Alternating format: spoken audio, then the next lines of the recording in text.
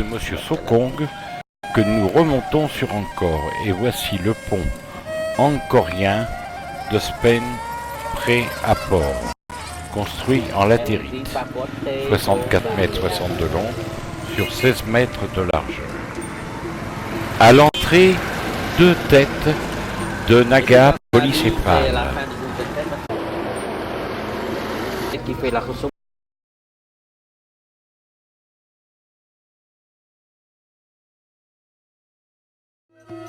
Construit en briques et latérite, l'encadrement des baies ainsi que les dallages, les bons et mauvais gardiens entourent ces portes, sont en grès.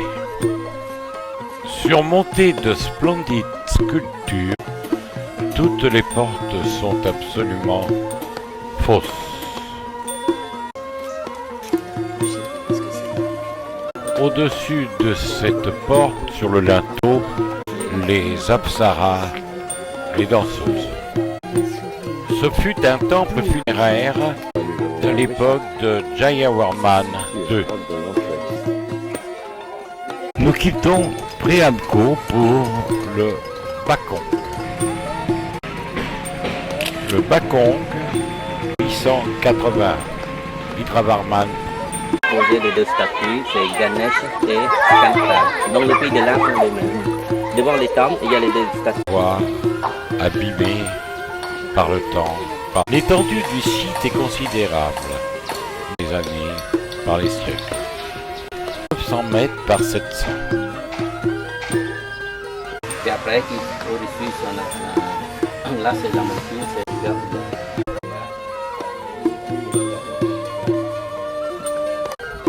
Lors de notre visite, on y rencontre de nombreux animaux, tels que des lions, des éléphants, des sangliers et même des oiseaux. Féminin, c'est Devoda, mais comme en faisant le tour, on y rencontre de nombreuses sculptures. Nombreux sont les linteaux sculptés où l'on y verra au centre souvent Indra. On verra Nandi, l'inséparablement et le Bakong est le temple qui se rapproche le mieux du temple rappelant le mont Meru. Sur le site de Lolé, fin du 9e siècle, 893. C'est sous le règne de Yakovarman Ier qu'il fut construit à cette époque. Aujourd'hui dans un assez mauvais état, compte tenu que à côté se trouve un monastère, une sorte d'ashram. La preuve en est, ce jeune moine est accompagné aussi de jeunes garçons et leur montre le livre de prière Odmane Paneu. Et nous quittons Lolé. Unité installée en 921 sous le règne de Harshavarman Ier. Construite en briques, mais les linteaux sont en grès résistant. Cet ensemble bas-relief sur briques, 8 bras entourés de personnages n'est pas connu, tout comme celle du crocodile, l'ensemble. Et voici Vishnu sur Garuda. Bas-relief sur briques, mur intérieur nord du sanctuaire central.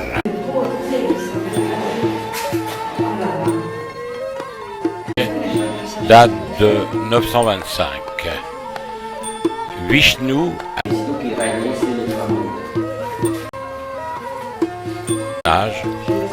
dont l'identité exacte. Au centre, un autel garni de fleurs et de présents. La jupe. Écriture khmer datant du Xe siècle. Escalier intérieur, nous arrivons devant Lakshmi, arrosée par des éléphants. Sur d'autres murs, on retrouvera Lakshmi, un des endroits où l'on retrouve les orans au pied de Lakshmi. À cet endroit, seulement les orans au pied avec ses orans. Dernier coup d'œil sur Prasad Kravan. Et en latérite pour le soubassement, briques et grès pour les parties supérieures. Un des plus bels ornements de ce temple, montagne tout rouge, à 3 gradins, surmontés de tours. L'on y accédait par ce ponton. Il servait de sanctuaire aux ancêtres. Il fut construit ces éléphants finement travaillés. À proximité, on y voit des gargouilles pour l'évacuation de l'eau, qui veut dire tourner le corps, construit par Rajendra Varman, construit aussi en latérite. Après avoir monté, et nous découvrons au-dessus en général des scènes ordinaires de plus de 10 siècles d'existence, sans assister au coucher du soleil où nous apercevons. Là, c'est le dieu du jugement et le dieu de l'amour. Nous y verrons une vraie et des fausses portes, des linteaux sculptés Xanda, le dieu de la guerre, et sur son pan entouré des porteurs de lotus, Shiva sur Ganesh, chevauchant sa trompe, une tête de monstre dévorant un éléphant. Vishnu, sous son avatar d'homme-lion, massacrant le roi des Asuras. L'envoiement de Lakshmi. Et on a des trucs avec les voûtes sur les briques qui sont superposées. Et quand vous visitez le temple de Bhante Israël, ils sont les mêmes, parce que Mebon oriental, Prerou et Bhante Israël sont la même période. Donc, monter sur un éléphant, comme vous le constatez, il faut monter de nombreux escaliers. C'est pour ça qu'on les dénomme souvent temples montagnes. Escaliers et paliers sont construits en trompe-l'œil.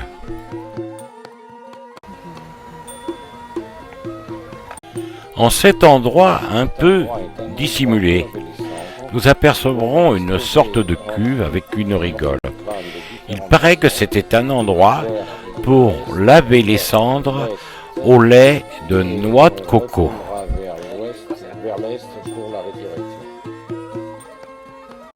Alors, d'où l'explication, et voici la partie extérieure de ce petit bâtiment réservé au lavage des cendres. Fin de journée, nous ne pouvons quitter cet endroit lointain, l'Angkor Wat. Il est 8 heures du matin, nous profitons de l'éclairage du soleil venant de l'est.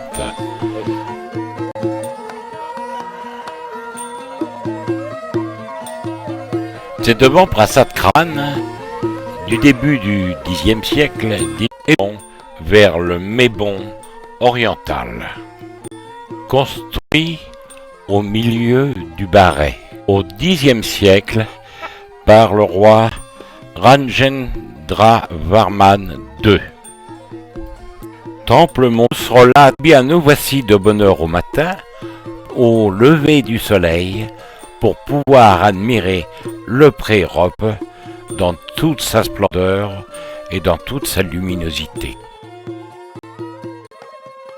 Et bien maintenant, Béaléa, au revoir. Au revoir. La jungle. Nous allons à Ben, mais à Léa. La construction remonte à la fin du XIe siècle, première moitié du XIIe siècle, au culte brahmanique. À ce jour perdu en pleine nature, nous pouvons y rencontrer tigres, panthères ou éléphants, troupeaux de bœufs et buffles sauvages. Ben Mealea est l'un des ensembles de la région d'Angkor le plus important puisqu'il couvre à l'intérieur de ses bas fossés de 108 hectares. La rencontre de ces enfants nous laisse espérer peut-être que plus tard, ce seront de grands guides connaissant parfaitement la région. C'est au milieu de cette végétation intense que nous avançons à petits pas vers cet édifice extraordinaire devenu chaotique. Son état est tel qu'on peut difficilement l'attribuer aux seules causes de destruction naturelle. Certaines parties de l'édifice sont absolument restées intactes, tandis que partout la végétation règne en maîtresse. À certains endroits, soyons prudents. Après quelques efforts pour se frayer un chemin, nous arrivons devant la bibliothèque. De l'est, là c'est le nord. Là c'est Ravana, c'est le roi des démons. Là c'est l'enlèvement de Sita. Sinon on peut les autres encore. Il reste beaucoup de choses. Oui, les autres encore. Vous pouvez le constater, la végétation est vraiment envahissante au milieu de ces fresques, de ces sculptures. La bibliothèque du côté du nord. À nos pieds, les restes d'un cercueil en pierre. Celui-ci a certainement été cassé parce qu'après 2 ou 3 années, on brûlait les morts. Il n'y a pas de censure là, monsieur. Non, Dans ce décor, nous avons l'impression de nous retrouver tels les premiers explorateurs du 18e, 19e siècle au milieu de ce chaos de pierre et de végétation.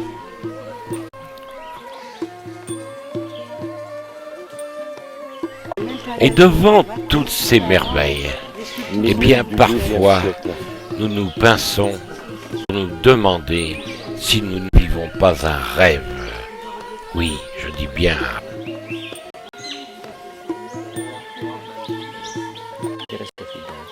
Donc on va demander à Sita sur l'épreuve du cœur. Si Sita qui est brûlé, c'est fini, mais si Sita qui n'est pas brûlé, c'est la pureté. Ah, ça s'appelle l'ordre. Je sais pas tout ça, mais faut tout savoir ce qu'on fait. Parce que là, c'est Ce bâtiment fut la bibliothèque sud.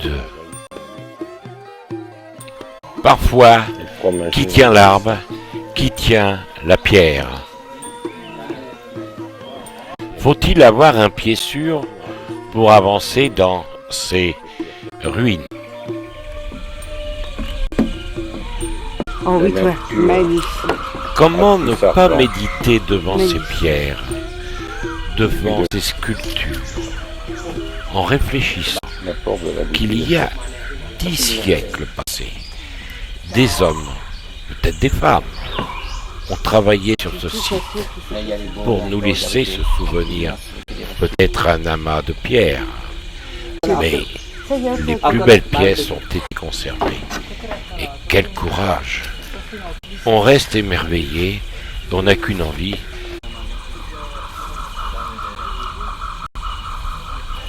Bang, c'est de revenir.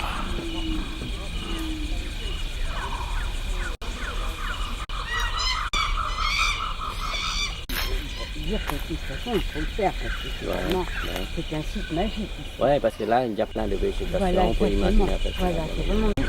le nom c'est Narasimha. On a parlé Narasimha, c'est un homme à tête de lion, et là, c'est en bas, c'est l'homme. Donc, qui, pour fondre un démon qui renversait la tête en bas là,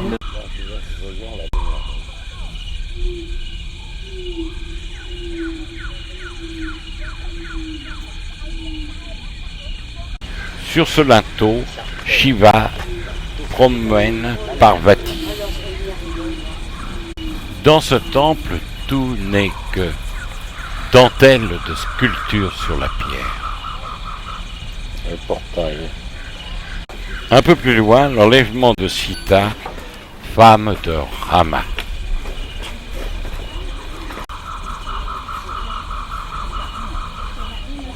Et sur le Gopura 3, nous découvrons une écriture, ainsi que des bonzesses en visite.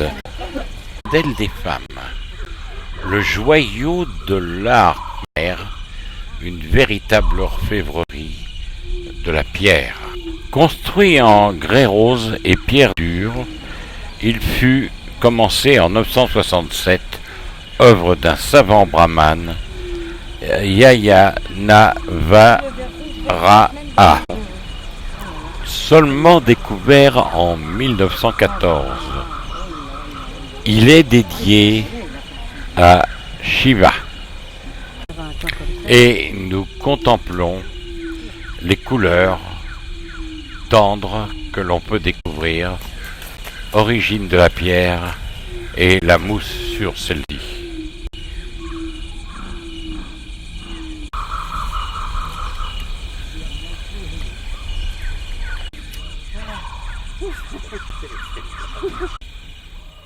Tiens, on a sourire en blanc.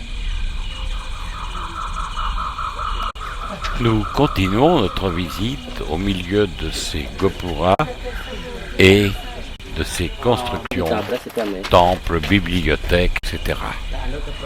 En admiration toujours.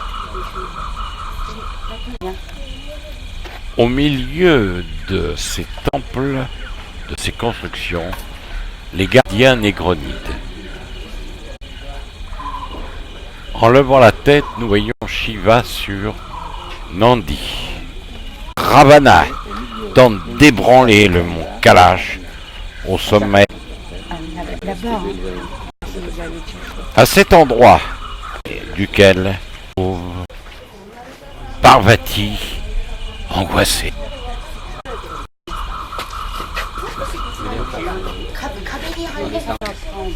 Les sculpteurs de près, voilà, parce que c'est fermé. On a déjà réclamé. Ah oui, ça je veux bien croire, ça c'est vraiment Et nous incroyable. continuons pour découvrir l'incendie de la forêt.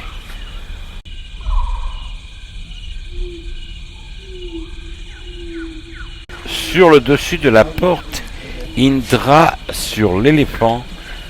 Devant nous, Krishna tuant Kamsa, son oncle. Tricéphale.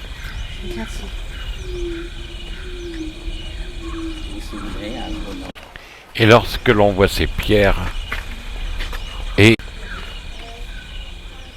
d'imaginer que déjà un millénaire nous sépare de Surgriva et qui retrace une des scènes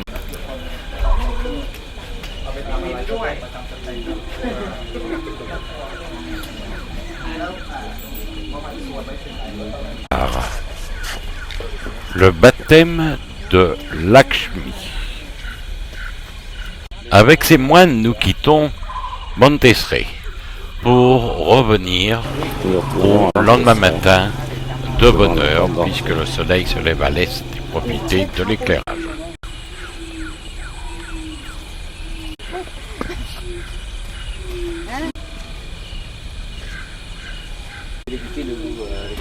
Après avoir passé une nouvelle porte, nous découvrons Nandi.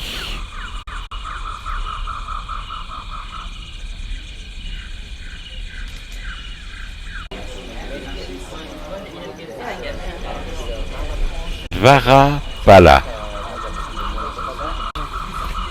est beaucoup plus facile et mieux éclairé.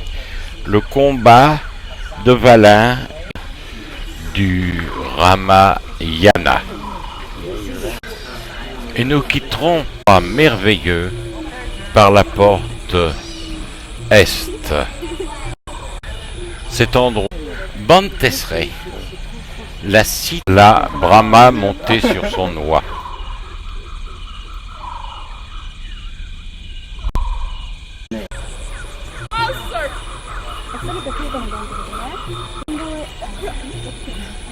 Okay.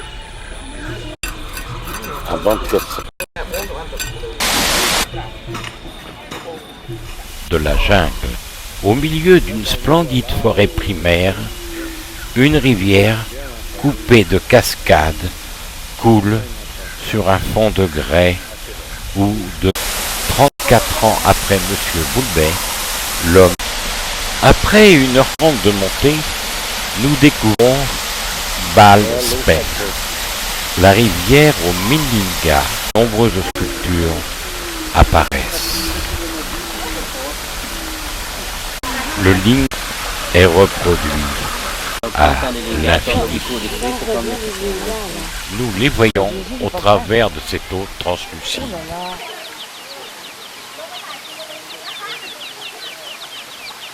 On est plus vers le nord.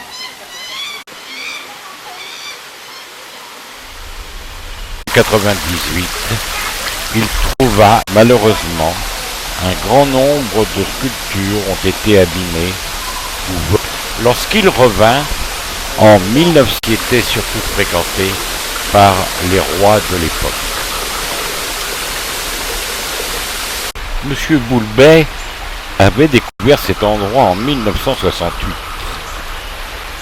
et devait disparaître pendant 30 années. Une forêt complètement dévastée, un véritable abatis, disait-il. Au travers, malgré tout, de cette eau limpide et claire, l'on peut voir la forme des bains qu'il pouvait y avoir, et un peu plus haut, Vishnu. Nous sommes au mois de janvier. La rivière est à son niveau le plus bas. L'on peut voir les sculptures ressortir et aux alentours, partout,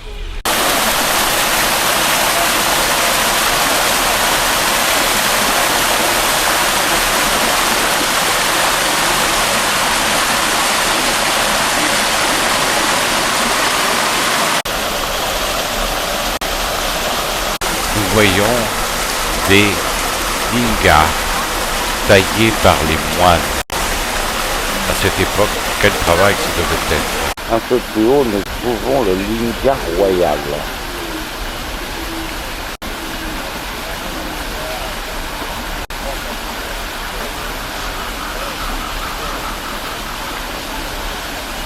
Dort sur le naga, pendant que Lakshmi lui masse la jambe.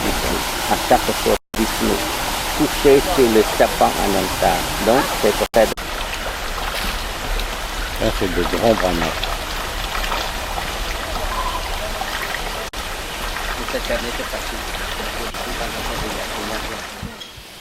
Petite chapelle. L'éléphant élément de l'eau. Plusieurs dizaines de chambres de pierre. Et entouré à sa base, un petit temple au milieu du bassin. Tandis qu'à l'ouest, le cheval sera l'élément de l'air et du vent. Le cheval Bala'a, où toute une horde de gens de mer. À l'époque, ce lac était un lieu. Le lion sera le feu. Lieu mythique et lieu à l'est, l'homme est l'élément de la terre.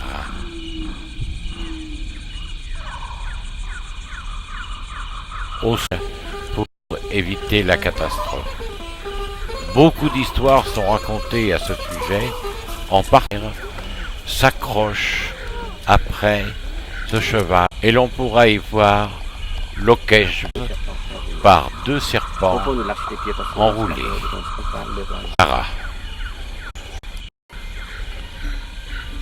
Et la tête du serpent.